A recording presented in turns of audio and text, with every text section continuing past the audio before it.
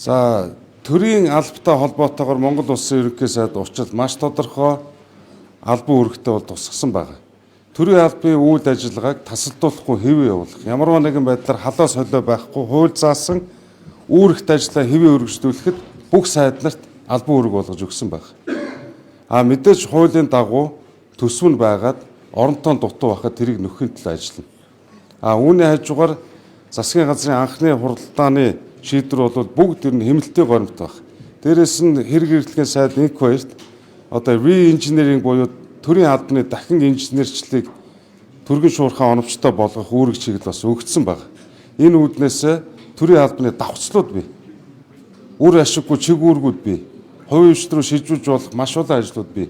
Энэ дэр дахин инженерчлэлийн ажлыг инквайр сайд ахалж байгаа.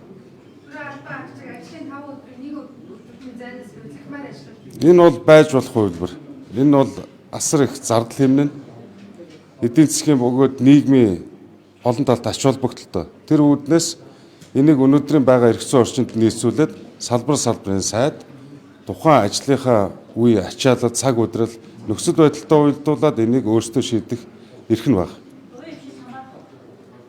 Хамарч болно. Хувийн хвшил бол хуулиар зохицуулсан өөрсдийн статуст өөрсдийнх нь шийдэх асуудал.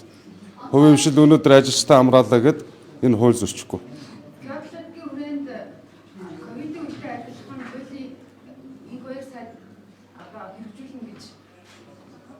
Яг зөв.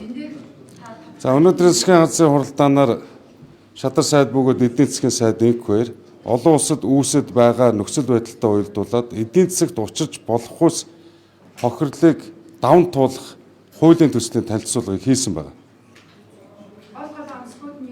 Гол онцлогуд бол ерөөсөө энэ эдийн засгийн хямралыг хохирол багтаад даван туулах, дэсэн тэсвэрлэх бодлоготой шууд уялдаад.